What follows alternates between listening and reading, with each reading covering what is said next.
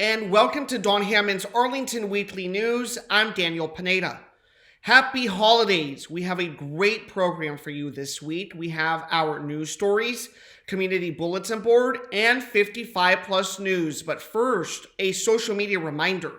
You can watch the Arlington Weekly News on our YouTube channel. That's youtube.com/Arlington Weekly News and the number 1. Also on Facebook and WERA 96.7 FM. And now on to our first news story for this week. The Virginia Department of Health page provided the following data. For the Arlington District, as of December 20th, 2022, reported cases over all time, 61,561.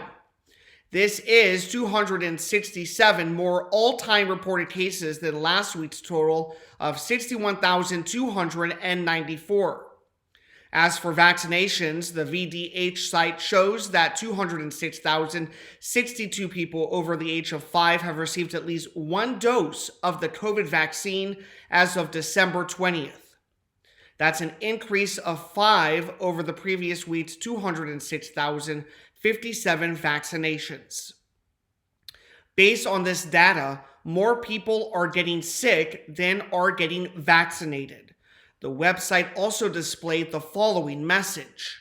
Note, the COVID-19 summary dashboard will be updated on December 27th, 2022 to better highlight COVID-19 and its impact on Virginia.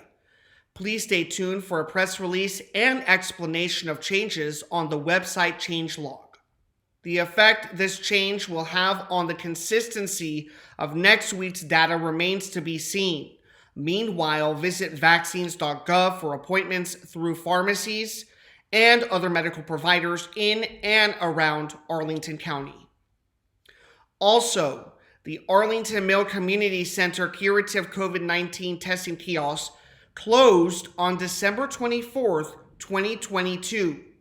You can find testing locations convenient to you by visiting VDH's test site locator. Get tested if you have symptoms of COVID-19 before large gatherings and after spending time in a crowd. Learn more about the county's COVID-19 response at arlingtonva.us/COVID-19. We received the following message from the Arlington County government. Arlington is one of 122 global cities and counties named a Climate Action Leader by Carbon Disclosure Project 2022 A-List, and one of just 36 cities in the United States with this distinction. CDP recognized Arlington County for ambition, leadership, and transparency on climate action. Only 12% of cities and counties that were scored in 2022 received an A score. Climate change is a defining issue of our time, said County Board Chair Katie Crystal, and Arlingtonians have been deeply focused on the advocacy, policy, and operational decisions that will enable this community to do our share in reducing greenhouse gas emissions. This meaningful distinction reflects the hard work of county government and private and public sector partners to transition to a sustainable global future, and we're honored to join the company of 35 other communities in the United States. Arlington joins the ranks of other A-list cities from around the globe, including New York, Lima, Paris, Cape Town, Tokyo, and Sydney. Arlington's award-winning community energy plan is a long-term vision for transforming how we generate, use, and distribute energy in the county. Its goal setting and methods of achievement are consistent with the Mayor's National Climate Action Agenda and the Paris Accord. In 2019, the Arlington County Board adopted a sweeping update to the plan that sets Arlington on a path to becoming a carbon neutral community by 2050.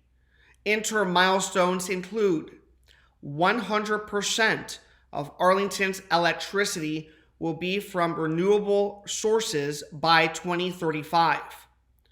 Arlington County government operations will achieve 100% renewable electricity by 2025.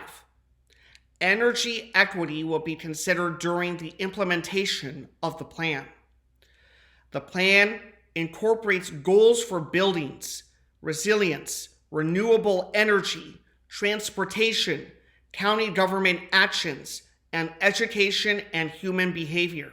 CDP is a global nonprofit that runs the global disclosure system for investors, companies, cities, states, and regions to assess their environmental impact and drive the urgent action needed to reduce their greenhouse gas emissions, safeguard water resources, and protect forests. We also received some COVID messages from Arlington County. The first was called Stay Healthy This Holiday Season. Respiratory illnesses such as flu and COVID-19 continue to circulate, and the best protection you can give yourself ahead of gathering with friends and family is the flu or COVID-19 vaccine. Anyone 6 months and older is eligible for both. You can find a vaccine near you at vaccines.gov. In addition to vaccines, the following healthy habits can help protect you from respiratory illnesses. Wash your hands thoroughly and often. Consider wearing a mask in crowded, indoor, or public settings. Cover coughs and sneezes. Stay away from people who are sick. And stay home if you are sick. If you're traveling for the holidays, take actions to help prevent the spread of COVID-19 and other respiratory infections. You can also get free at-home COVID-19 tests this winter. COVID-19 cases are on the rise in Virginia. If you start to feel symptoms, get tested right away. If you test positive, contact your doctor as soon as possible to see if you qualify for treatment. Every United States household is eligible to order 4 free at-home COVID-19 tests. Order your tests now. There are other ways to find COVID testing in Virginia.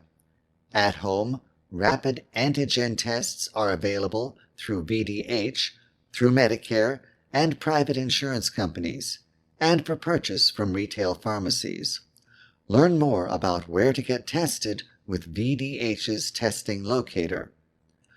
Learn why, when, and how to test for COVID-19, and what the results mean, by using the FDA's step-by-step guide. If you already have test kits at home, check the expiration date and see if it has been extended by the FDA.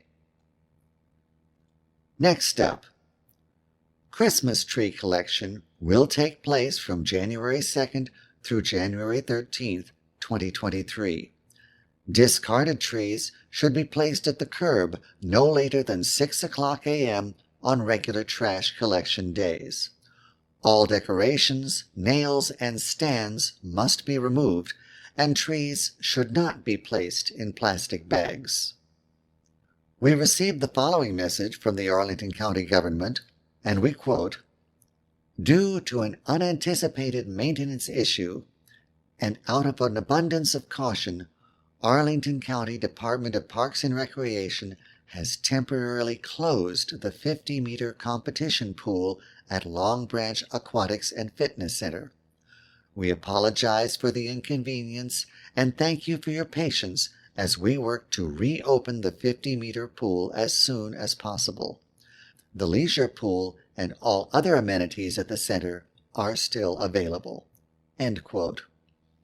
Finally in the news, we received another message from the Arlington County government, and we quote, "Arlington County Manager Mark Schwartz has announced the publication of the 2022 annual report.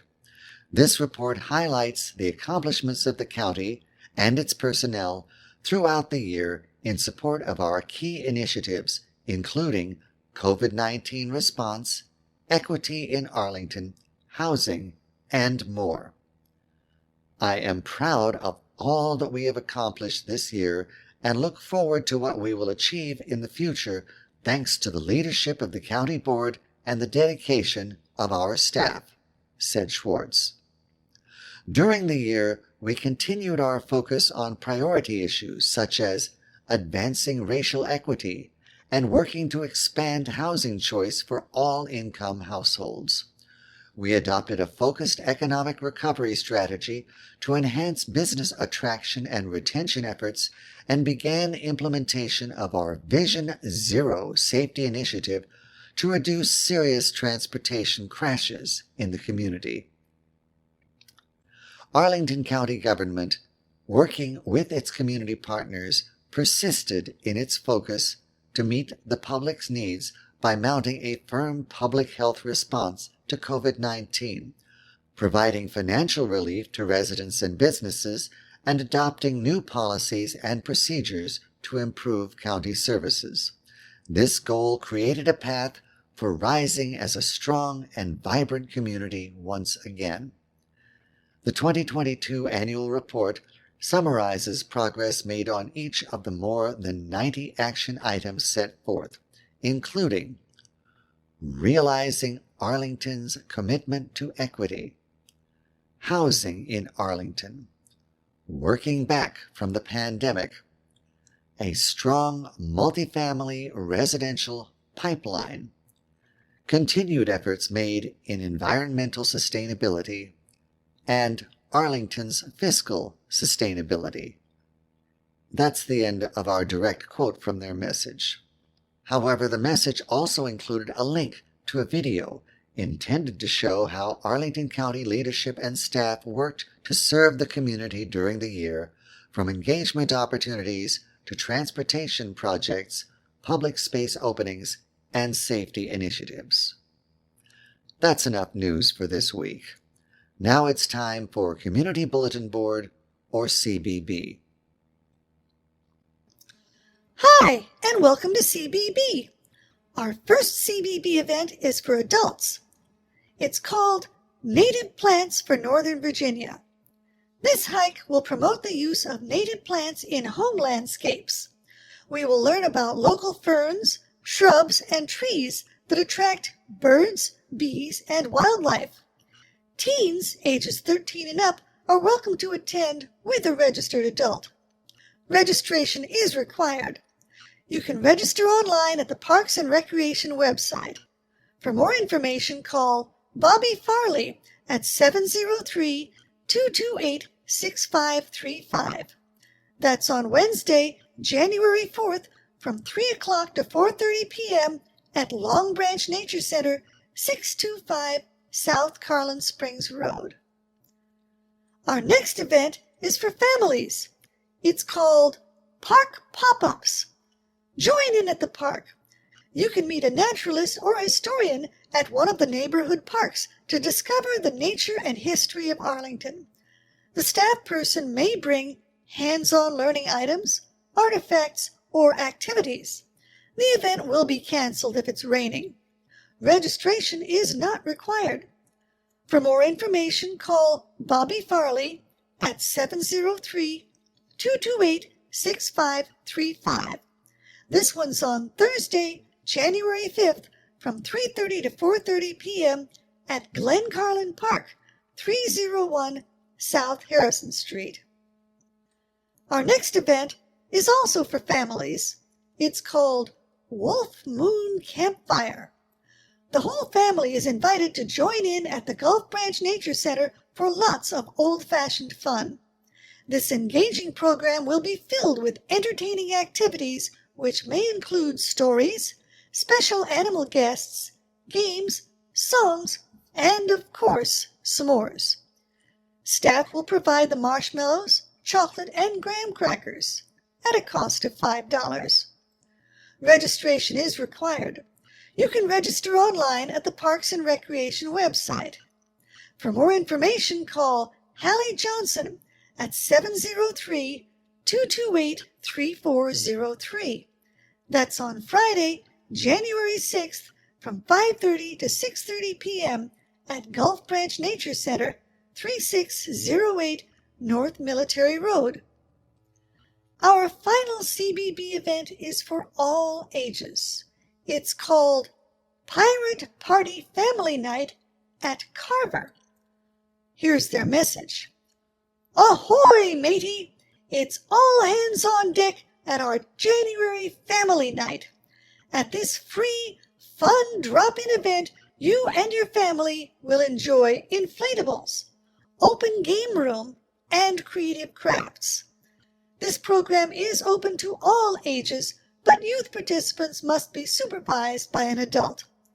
Inflatable lines will close 10 minutes before the event end time. For more information, call 703-228-4773. That's on Friday, January 6th from 6 o'clock to 8 o'clock p.m. at Carver Community Center, 1415 South Queen Street. Now it's time for 55 Plus News. Howdy, and welcome to 55 Plus News. Our first event is, you guessed it, another 55 Plus walk. Stay active with friendly walking companions, even if it's cold. You will explore nearby trails and neighborhoods in a safe, socially distant manner. Destinations may be changed or excursions canceled for inclement weather. You can register online at the Parks and Recreation website. You'll need to get the exact meetup location, but this one's listed as Green Springs Garden. The activity number is 912-106-05, and that's on Wednesday, January 4th from 9:30 to 10:30 a.m. You gotta be 55 and up, and 55 plus membership is required. Our next event is about aging skin. Explore several aging myths with Dr. Matt Livengood from Arlington Dermatology and receive guidance on how to have a more in-depth discussion about your skin and healthy aging. You can register online at the Parks and Recreation website. The activity number is 912-500-13, and that's on Wednesday, January 4th from 10 o'clock to 11 o'clock a.m. at Lubber Run Park, North Columbus and 2nd Streets. You gotta be 55 and up, and 55 plus membership is required. Our next event is called Winter Piano Lounge. It's a chance to cozy up with some hot cider, 55 plus friends, and some relaxing music that you can sing along to by pianist Valerie Welsh. It's sponsored by the Aurora Hills Advisory Committee. You can register online at the Parks and Recreation website. The activity number is 912-301-06, and that's on Wednesday, January 4th from 1 o'clock to 2 o'clock p.m. at Aurora Hills Community Center, 735 18th Street South. You gotta be 55 and up, and 55 plus membership is required. Our next event is called Some Drugs Don't Mix. Common over-the-counter drugs like aspirin, antacids, and cold medicine sound innocuous, but they may be harmful if you take certain prescription medicines. Pharmacy student interns with Preston's Pharmacy will discuss potentially dangerous drug interactions to avoid. You can register online at the Parks and Recreation website. The activity number is 912-500-17, and that's on Thursday, January 5th from 11:30 a.m. to 12:30 p.m. You gotta be 55 and up, and 55 plus membership is required. This is a virtual event. Our final event is called Introduction to Cycling Demo. Are you curious about indoor cycling? This is your chance to try it out. You'll spend the first 10 minutes reviewing the equipment, and then you will ride for 30 minutes to give you a taste of what it's like. Any fitness level is welcome. You can wear regular sneakers and just bring water. The instructor will be Michelle Atkin, the fitness program manager. You can register online at the Parks and Recreation website.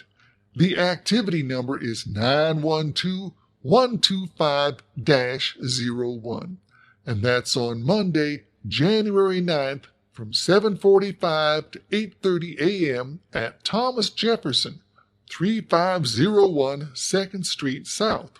You gotta be 55 and up, and 55 plus membership is required. Anyway, that's all I got for 55 plus news. And now some commentary. We received another email from the Arlington County government with the following message. The county manager is gathering feedback on how funding should be prioritized for fiscal year 2024.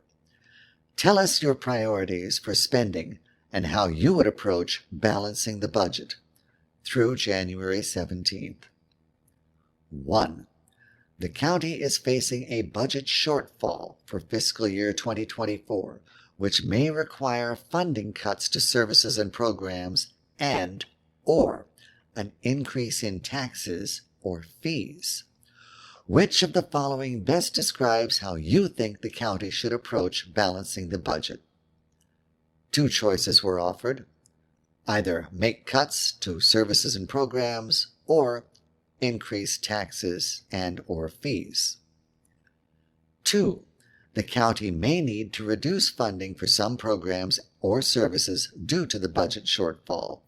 With this in mind, how do you think the county should consider reductions in fiscal year 2024? There was a question prompt with the following options. Either substantially reduce service, slightly reduce service, maintain service, not sure, or no opinion. And these options could be applied to the following categories: arts and cultural affairs, business support and retention, community planning, development, zoning, and code enforcement, housing, including affordable housing, rental assistance, and eviction prevention, human services, including employment assistance, behavioral and mental health, aging, disability, and family services, libraries, parks and recreation services, public health, including school health, health clinics, and health inspections, public safety, including police, fire, sheriff, and emergency management, public works, including facilities maintenance, solid waste, water and sewer, and stormwater, schools, transportation, including public transportation, streets, traffic safety, and road maintenance. Item 3. Given that the county may need to adjust funding for some programs or services, which of the following do you recommend the county keep as top priorities in the fiscal year 2024 budget? Select your top 5 priorities.